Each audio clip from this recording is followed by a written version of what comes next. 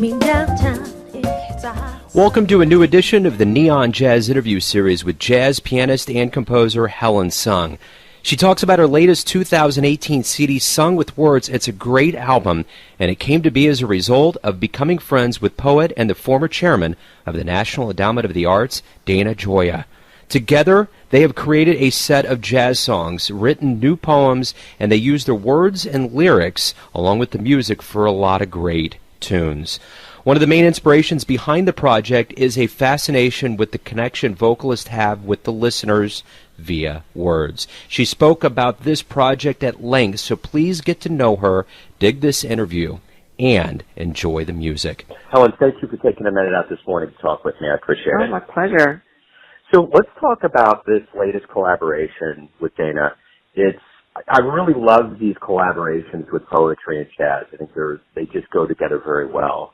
Thanks. And I'm wondering, how did this project come about, and how do you feel about it now that it's in fruition? I'm glad you say you like it, because it's funny.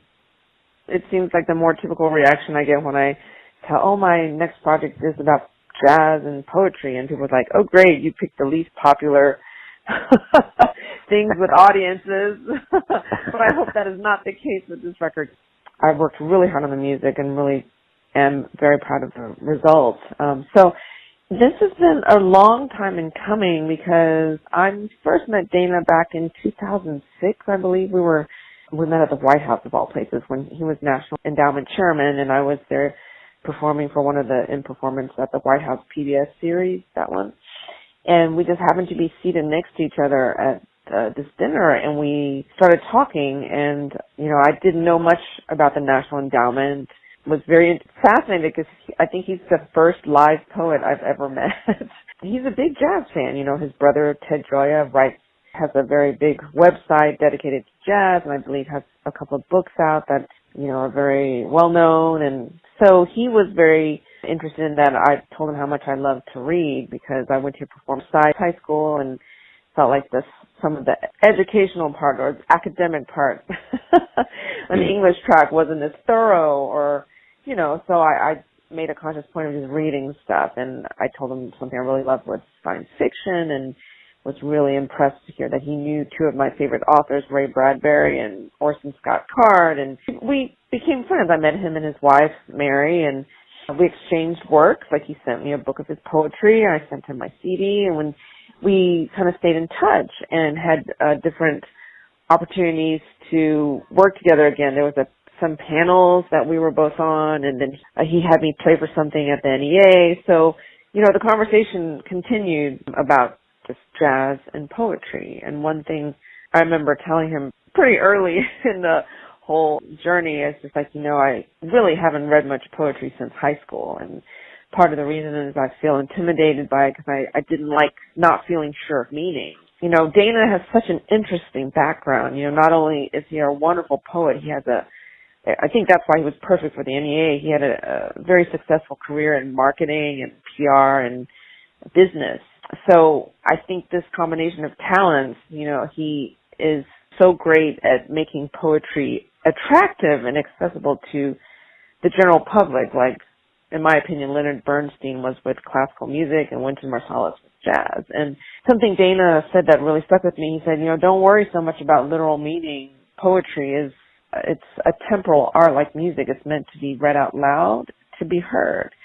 And nobody ever said that to me before. And I remember we were talking recently, he said he feels like that's why poetry really is not very attractive, because when you're in school, you're given a poem and you're told to write a paper on it, and instead of to focus on just how does it sound when the words come out of a person's mouth. And so he said, don't read it out loud, listen to how the words connect, listen to the rhythm, the consonants, the vowels, and the meaning will come at you sideways. So I took his advice and started just reading them out loud, and even though it made me feel a little silly, but what I discovered was when I would imagine lines of poetry to a melody, I felt like it really made the words come alive, and really the poem would just the meaning would just bloom. So that gradually led to, well, why not? Let me try and see if I can make a song out of this. And that's how it all kind of started. And, I started with one of his poems, actually, and then I explored many different poets, Langston Hughes, Edith Wharton, more contemporary poets, artist Gwen. That became kind of like a pet project of mine. And then through the course of conversation, he would say, we should write some songs together. And so when I got the Chamber Music America New Jazz Works grant, I immediately thought of Dana to collaborate, and that's how it all came to be. And so I'm really excited because it's something we've been talking about for a long time.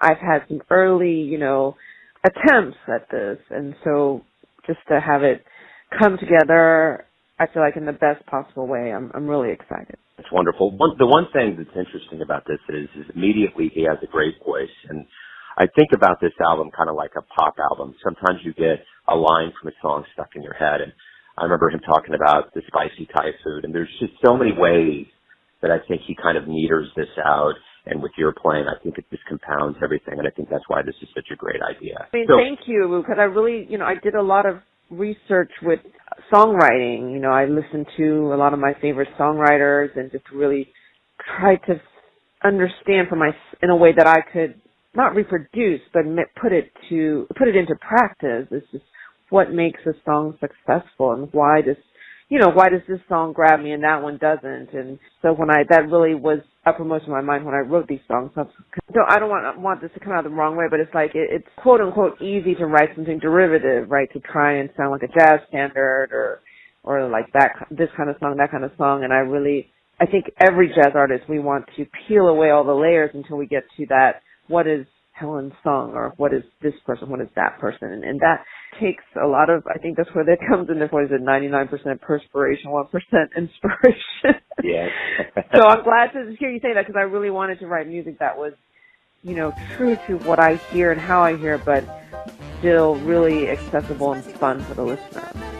Yeah, I think it is. I think you've nailed it, and I think this is, I've been very excited. I've been listening to it over and over, so thank you for taking some time out to talk about the album. I'm looking forward to profiling next week. Oh, Joe, thank you so much for listening, and I can't wait to be back in Kansas City. Thank you. Thanks for listening and tuning in to yet another Neon Jazz interview, where we give you a bit of insight into the finest players in New York, Kansas City, and spots all over the world, giving fans all that jazz. Thanks to Helen for her talent, her time, and the music. If you want to hear more interviews, go to Famous Interviews with Joe Domino on the iTunes Store. Visit neonjazz at youtube.com. And for everything Neon Jazz, go to the neonjazz.blogspot.com. Until next time, enjoy the jazz, my friends. Let's not waste the summer night.